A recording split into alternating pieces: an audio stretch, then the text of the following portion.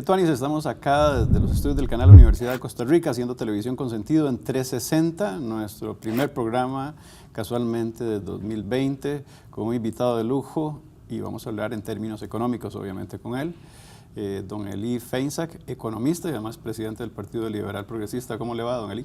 Muy bien, Marlon, muchísimas gracias por la invitación. De verdad que es un placer estar con vos y un honor estar aquí para inaugurar la temporada. Buena nota, un gran gusto, sí. ¿Cómo puede el gobierno hablar de reactivación, don Eli, cuando no hay empresario, no hay pequeño emprendedor, no hay una persona que se dedique al comercio a nivel de altas jerarquías que diga, estamos fregados? Yo creo que, a ver, el gobierno tiene la necesidad de vender que las cosas van mejor de lo que realmente están para ver si logran convencer a la gente de que sí y generar un poco de optimismo, tal vez de una manera un poco artificial. Yo no creo que podamos hablar de una reactivación económica todavía. Lo que sí es cierto es que hay una pequeña recuperación. El año pasado, medido por el índice mensual de actividad económica, la actividad económica estuvo muy deprimida, decreciendo prácticamente todos los meses hasta más o menos julio. A partir de julio del año pasado se empieza a observar un pequeño repunte.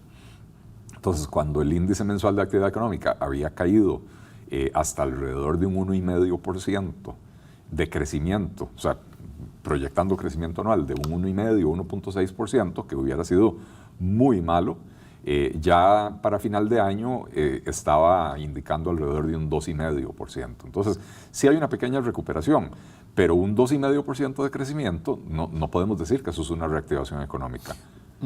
¿Cómo lee uno, don Eli? Y lo digo porque tal vez nuestra audiencia también no toda estudia economía. ¿Cómo lee uno esa reactivación que vocifera el gobierno, que no es real, que usted ahora habla de recuperación, en términos de un desempleo que ha llegado a los puntos más altos que nos podamos encontrar, casi un 12%? Bueno, precisamente ahí es donde vemos que no hay tal reactivación económica, ¿verdad?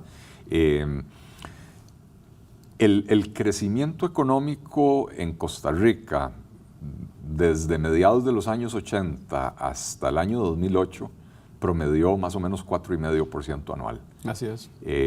Y era una tasa de crecimiento respetable y, sin embargo, teníamos problemas que no lográbamos resolver. Por ejemplo, el de la pobreza. La pobreza se nos estancó a mediados de los 90 en el orden del 20% de la población y a partir de ahí no logramos reducirla, a pesar de que Costa Rica invierte una enormidad de recursos en la lucha contra la pobreza. Como proporción del PIB, Costa Rica es uno de los países del mundo que más invierte, ¿verdad?, en esto. Entonces, tenemos claro que el crecimiento económico, aún del 4,5%, no alcanzaba para resolver este tipo de problemas. ¿Por qué no recuperamos a pesar de que hagamos esa inversión? ¿La pobreza? Sí. Bueno, ahí cambiamos por completo el tema. Porque el enfoque de los programas de pobreza en Costa Rica no es eliminar la pobreza, es paliar los síntomas de la pobreza. Si uno va y le pregunta a las personas que administran los programas, ellos van a decir, no, el objetivo de este programa no es eliminar la pobreza, es hacer que los pobres tengan una vida más llevadera. Y eso, aparte de que me parece que es una falta de respeto, ¿verdad?, es un desperdicio enorme de recursos. Básicamente lo que estamos diciendo es, queremos mantener a la gente en pobreza, pero que no se me muera de hambre. Y esto es propio de políticos populistas que lo que necesitan es tener gente dependiente de la ayuda estatal, a la cual poder ir a decirle, mire, yo le he dado a usted bono de vivienda, becas para sus hijos y toda clase de ayudas, vote por mí, ¿verdad? Cuando el enfoque correcto debería ser eliminar la pobreza. Y para eliminar la pobreza, a las personas hay que darles las herramientas necesarias para que se resuelvan su vida por sus propios medios, ya sea herramientas para poder conseguir un buen empleo o herramientas para que puedan emprender su propio negocio, que no tiene que ser tampoco una empresa de alta tecnología, ¿verdad? Muchas veces una persona que no completó su educación, con poner un salón de belleza, una pulpería, algún tipo de servicio, puede perfectamente resolverse su vida y proveer para su familia, ¿verdad? Yo le he escuchado a usted que el hecho de que Costa Rica pudiese acercarse a la Alianza del Pacífico ayudaría mucho a los emprendimientos. ¿Cómo hacer esa lectura crítica cuando hoy emprender en Costa Rica, y se lo digo por un trabajo que hicimos acá en Canal 15, que se llama Minuto 15, que demuestra perfectamente que emprender es no un desafío, es un imposible. Sí, bueno, son dos cosas diferentes, ¿verdad? Uno es generar oportunidades para los emprendedores y dentro de esa línea de pensamiento, la Alianza del Pacífico sería una herramienta magnífica. ¿Por qué lo digo? Porque, a ver, ahora no recuerdo las cifras de memoria, pero según datos de Procomer, si no me equivoco, en el 2017, el 85% de las exportaciones de Costa Rica hacia Sudamérica provinieron de empresas, de pequeñas y medianas empresas, o de micro, pequeñas y medianas empresas. Y el 70% del valor de las exportaciones a Sudamérica provenían de las micro y pequeñas empresas.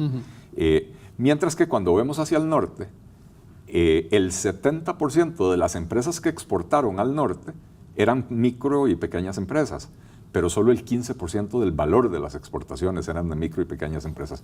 Buenísima lectura esa. Porque vos tenés un Intel, un Boston Scientific, empresas de altísimo nivel, que son una empresa, pero es una mega empresa, y las exportaciones de cualquiera de ellas son las exportaciones de 5,000 pymes del país, ¿verdad?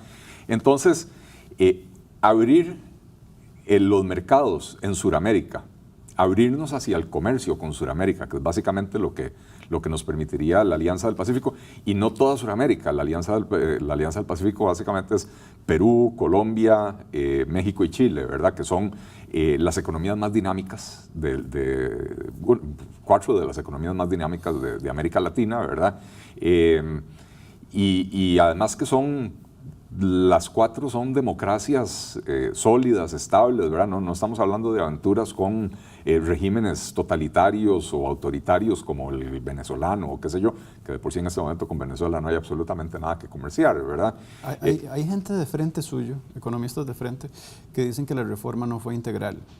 ¿Qué tanto valor tuvo el impacto de esta reforma para lograr que estemos en recuperación, no en reactivación, y que de algún modo esa reforma verdaderamente no fue integral? Y ellos en eso sí podrían tener razón. Sí, bueno, yo estoy totalmente de acuerdo. Si estamos hablando de la reforma fiscal, no fue una reforma integral. Yo no podría decir que la reforma fiscal... ¿Estuvo bien punto a punto? Esa reforma fiscal, ¿estuvo bien punto a punto entonces? ¿Punto a punto en qué sentido? En el sentido de que si usted me dice que coincide con ellos en que no es integral, entonces definitivamente ese punteo a punteo para que el país saliera adelante no es real. No lo es, y precisamente lo que iba a decir es, yo no creo que nosotros podamos decir que la reforma fiscal es la responsable de la recuperación económica. Si algo podemos decir es que la reforma fiscal más bien está impidiendo que la economía crezca más rápidamente. Y esto es lógico con cualquier reforma fiscal. Cuando uno le quita plata del bolsillo a los consumidores, cuando uno encarece el acto de invertir en procesos productivos, entonces eso provoca como mínimo un lerdeo de la economía, ¿verdad? Cuando las reformas fiscales son más profundas que la costarricense, más bien pueden provocar hasta una recesión, ¿verdad? No fue el caso de Costa Rica. Entonces, por un lado, el impacto económico es recesivo de la reforma fiscal. Por el otro lado, hacia finales del 2017 y durante todo el 2018, Costa Rica estuvo jugando con fuego, al borde de un precipicio, con un desbalance fiscal realmente preocupante, y eso llegó a afectar mucho el tema de la confianza de la gente, la confianza de los inversionistas, la confianza de los consumidores, la confianza de los bancos extranjeros para poder prestar el plata a Costa Rica. Me quiero quedar con eso. Y la reforma en eso sí ayudó, ¿verdad? Porque por lo menos dimos una señal de queremos poner la casa en orden. Me quiero quedar con eso y sobre todo decirle a nuestra teleaudiencia que esa reactivación económica que se vocifera por un lado del gobierno también tiene números que demuestran que necesariamente estamos apenas recuperando. Estamos en 360 con don Elí Feinsack, casualmente economista y presidente del Partido Liberal Progresista. Ya casi regresamos.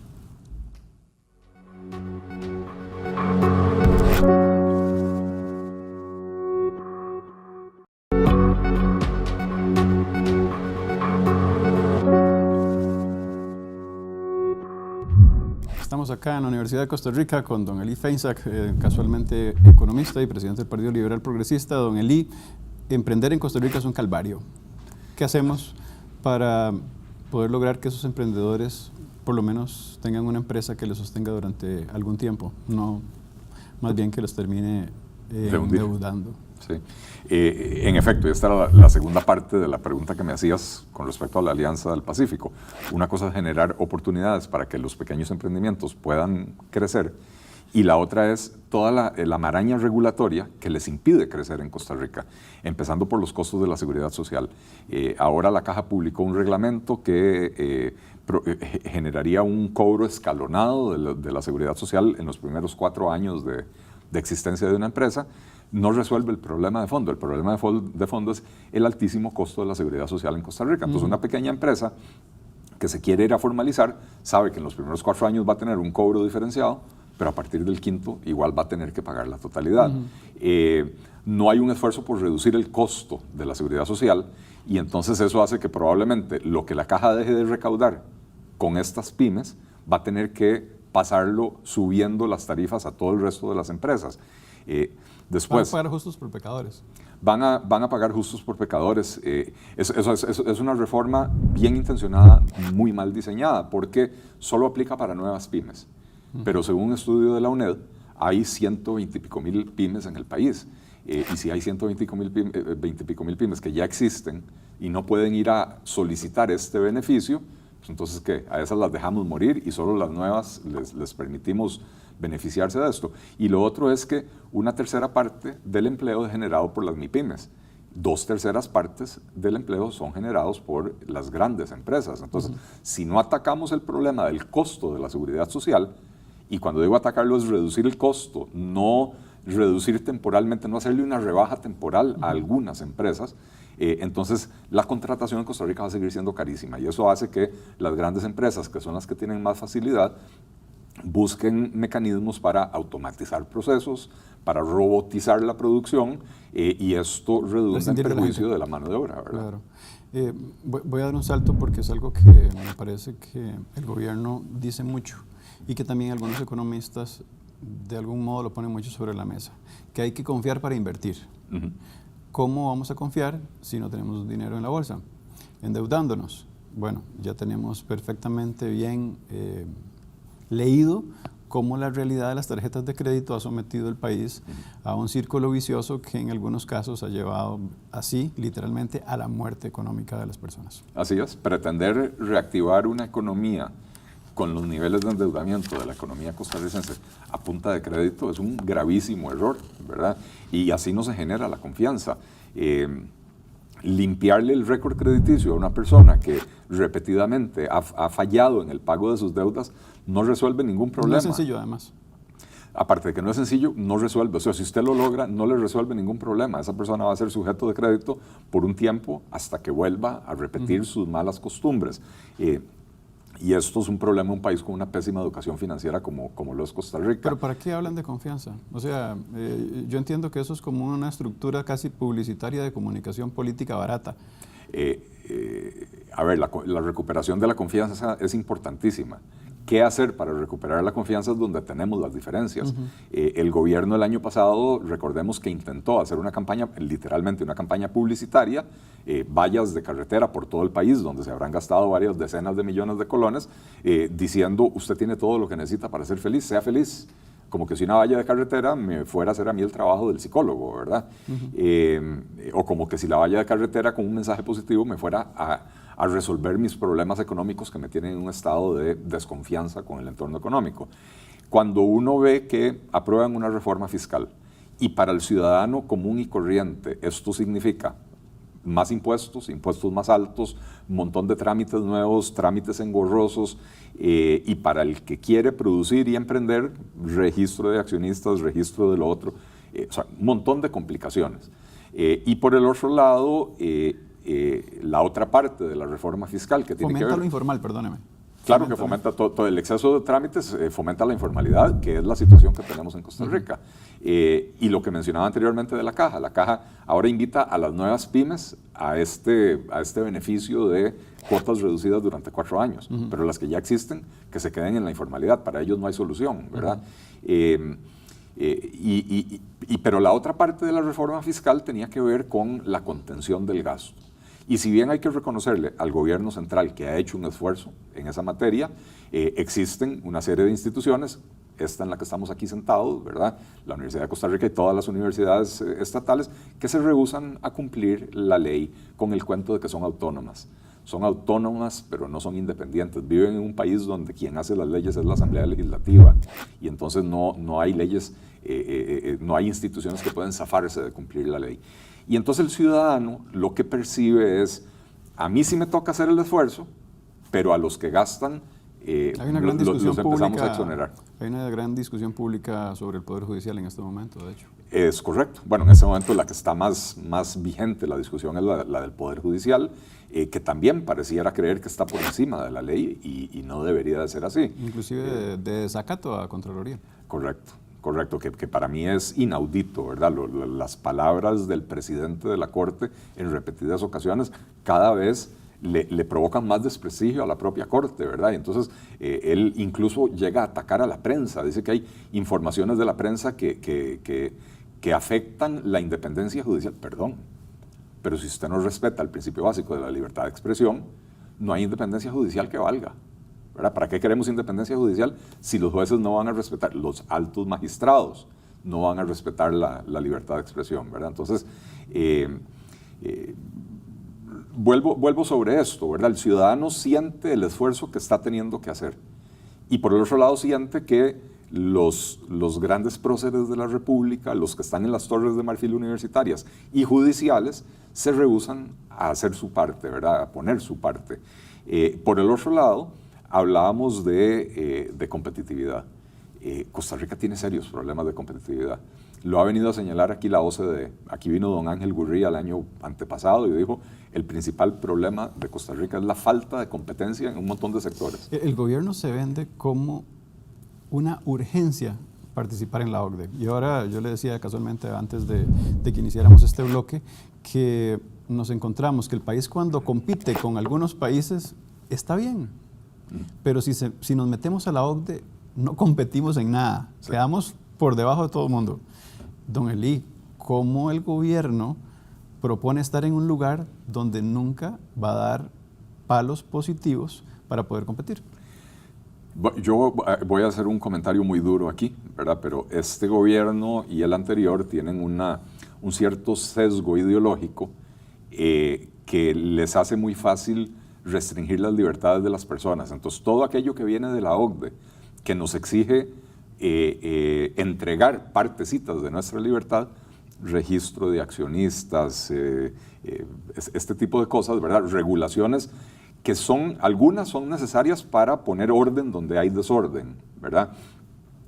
Pero es un mal momento para hacer esas cosas cuando la economía está tan deprimida como lo está en Costa Rica. Entonces, esas partes que restringen libertades individuales, el gobierno quiere impulsar, ¿cómo se llama?, extinción de dominio. Ya tienen el registro de accionistas, con lo cual se eliminó el concepto de la sociedad anónima, ¿verdad? Eso es muy fácil. Cuando la OCDE viene y dice la otra parte de la ecuación, ustedes tienen mercados muy poco competitivos, tienen la energía monopolizada, tienen la banca que si bien está en competencia, tiene 2 o 3 operadores dominantes que hacen que la competencia no sea efectiva en ese mercado, y son dos mercados importantísimos para los costos de producción de las empresas, la energía y el financiamiento, ¿verdad? Entonces la OCDE viene y dice, tienen que tomar medidas para incrementar la competencia en esos sectores, y ahí no ve uno ninguna reforma propuesta por el gobierno, ¿verdad? Entonces ahí es cuando yo digo, reformas estructurales no. Ahora hay un plan nacional de crecimiento, empleo y bienestar, y usted se lee ese plan para adelante, para atrás, y se da cuenta de que lo que hay son medidas marginales, ¿verdad? Para reducir las tarifas del ICE van a hacer una reingeniería financiera. Voy a volver sobre eso ahora en el otro bloque. Estamos con Eli Feinsack aquí en 360, ya casi regresamos.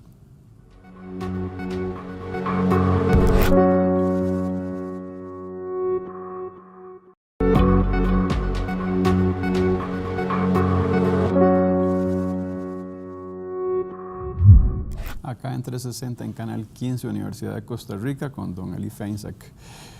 Don Eli, hace poco leía, inclusive creo que usted tuvo una discusión cuando Casa Presidencial vendía a Costa Rica como el tercer mejor destino de inversión. Ahora hablábamos de competitividad o de estar o no estar. Mire, Costa Rica podría eventualmente beneficiarse enormemente de estar en la OCDE. La OCDE es una organización que promueve mejores prácticas en la administración pública. Pero no podemos competir ahí.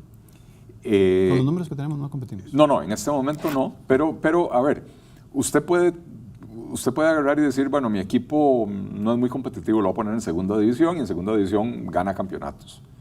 O lo voy a poner en primera división y voy a quedar mitad de tabla para abajo, pero me fogueo con los mejores, me rozo con los mejores y entonces mi equipo empieza a mejorar, ¿verdad?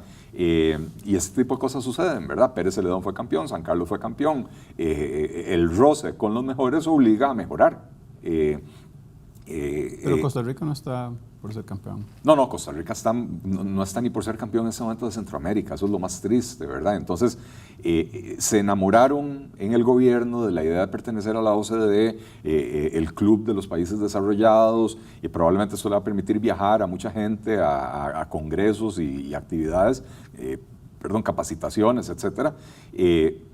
Y no midieron el momento de hacerlo, ¿verdad? Porque, insisto, Costa Rica podría eventualmente beneficiarse si Costa Rica verdaderamente implementara esas mejores prácticas que promueve la OCDE. Pero en Costa Rica estamos escogiendo qué partes implementamos y qué partes no implementamos, ¿verdad? Y vuelvo con el registro de accionistas. El registro de accionistas no fue una exigencia de la OCDE. La OCDE lo que dijo es que es lo que le exige a todos los países, hay que tener un mecanismo que permita, en caso de ser necesario, identificar quiénes son los beneficiarios finales de las sociedades. Entonces, ya sea que los jueces tengan el poder de levantar el velo, ya sea que tributación tenga el poder de pedirle a los jueces que levanten ese velo, o la otra forma es, la más fácil, el registro de accionistas. Todo el mundo está ahí y lo pueden ir a ver cuando se les pega la gana. Pero la OCDE no exigía el registro de accionistas. Exigía resolver el problema de la opacidad que existía en eso. Entonces, escogemos lo que ideológicamente le gusta al gobierno, ¿verdad? Que son las partes más restrictivas de la libertad y las partes donde la OCDE... Qué grave eso. Es muy grave. Es muy grave, porque donde la OCDE lo que dice, en otros sectores, ustedes lo que necesitan es incrementar la competencia en los mercados, ahí usted no ve que haya ninguna acción por ninguna parte. Usted lo que dice es que el gobierno toca lo que de algún modo afecta a la libertad de las personas. Así es, eso no le cuesta. Y cuando le podría convenir la capacidad progresista a nivel económico de las personas, no es así. Cuando es beneficiar al sector privado con medidas de incremento de la competencia, de ruptura de monopolios, de sacar al Estado de negocios en los que no debería de estar, ahí no hay ningún tipo de movimiento. No hay ningún movimiento, ¿por qué? Porque cuando el Estado tiene monopolizado el mercado energético, está restringiendo las libertades de los ciudadanos. No tenemos libertad de elección, no podemos elegir quién es nuestro proveedor, no tenemos libertad de empresa, porque no podemos dedicarnos a ese negocio, ¿verdad? Entonces, ahí ya la libertad está restringida. Entonces, ¿para qué vamos a modificar? Modificar implicaría otorgar mayores libertades. Pagamos una electricidad cara, además. La electricidad es muy cara y además se ha vuelto muy cara en los últimos 15 años. Yo trabajé en promoción de inversión extranjera a principios de siglo y uno de los puntos principales de venta era precisamente la competitividad de la energía en Costa Rica, de la electricidad en Costa Rica, el bajo costo con una matriz energética limpia. Ahora se escudan en la matriz energética limpia para decir la energía en Costa Rica tiene que ser cara porque es renovable. Perdón, pero ha sido renovable desde que yo nací. Yo no sé cómo era antes, pero desde que yo soy niño, la matriz energética en Costa Rica es básicamente limpia, ¿verdad? ¿Qué le podemos decir a un desempleado? ¿Qué le diría a don Elí, que pertenece a un partido que además es liberal progresista, que hoy está desempleado? Con gobiernos que los tratan a ustedes como tontitos, jamás van a resolver su problema, ¿verdad? Si la solución que le propone el gobierno es quédese en su casa viendo la telenovela y ponga la mano así para recibir beneficios, usted nunca va a salir de la situación en la que está. Tenemos que virar en Costa Rica hacia un sistema donde el gobierno esté para ayudar a las personas, pero ayudarlas a superar su situación, ayudarlas a adquirir las herramientas que necesitan para poder valerse por sí mismas. No hay nada que le dé más dignidad a una persona que poder valerse por sí misma y velar por su familia. Ahora, esa que le dije es fácil, ¿verdad? Porque es la crítica. Pero ahora, ¿cómo hago esa constructiva? ¿Cuál es la salida ante un panorama así? ¿Cuál es la propuesta? ¿Cuál es la mirada firme en una acción concreta de un economista a la hora de ver al desempleado y decirle, esta es una hoja de ruta? Bueno, las personas que están en situación de desempleo tienen que preocuparse por aprovechar todas las oportunidades de capacitación que puedan encontrar, ya sea adquirir un idioma extranjero, adquirir conocimientos y habilidades en campos técnicos.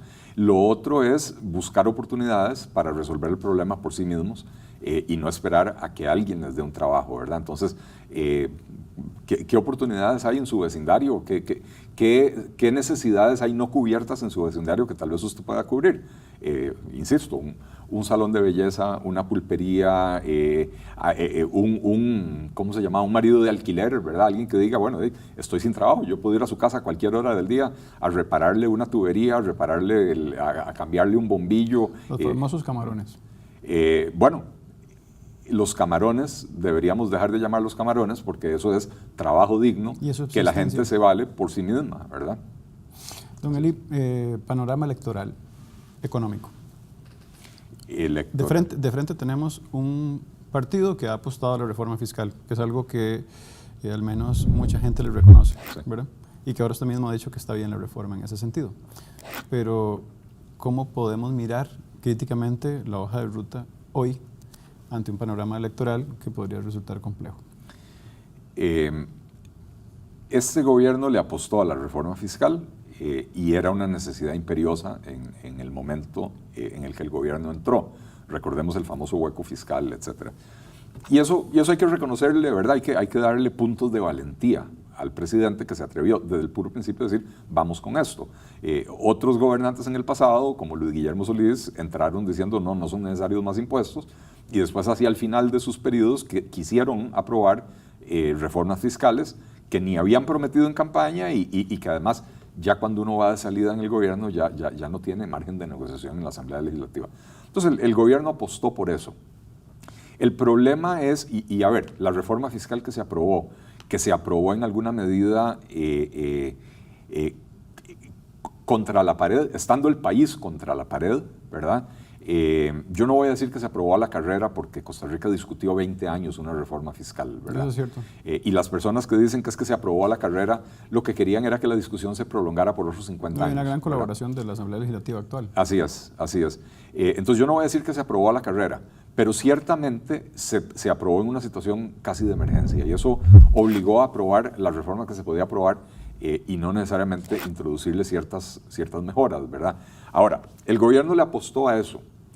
Lo que yo extraño es, sabiendo el gobierno que la aprobación de una reforma fiscal siempre tiene un efecto recesivo, ¿por qué no tenían lista una estrategia de crecimiento económico significativa? Después de la reforma fiscal, el presidente de la República se desgastó 2 veces en cadenas nacionales de radio y televisión anunciando que en el futuro iba a anunciar medidas de reactivación económica. No anunciando medidas de reactivación, sino que después iba a anunciar medidas de reactivación económica. Finalmente, en septiembre del año pasado, publicaron esta Estrategia Nacional de Crecimiento. Y es una estrategia, o sea, es un documento que se llama estrategia, no es una estrategia. Es un listado de acciones que el gobierno pretende desarrollar de aquí al final de su periodo. Básicamente es una repetición del plan de gobierno, ¿verdad? O del Plan Nacional de Desarrollo, pero no hay una estrategia concatenada, una estrategia de conjunto que uno diga, esto va a producir crecimiento económico. Tenemos un gobierno sin estrategia. Me quedo con eso. En materia económica. Me quedo con eso, don Eli, y si usted viene, tengo que aprovechar, sí o no. ¿Lo voy a tener de candidato por su partido? Estamos a punto de tener elecciones municipales, faltan 2 años para las elecciones, no es momento de estar anunciando candidaturas. Bueno, me voy con don Eli y gracias a ustedes por estar siempre en 360. Chao.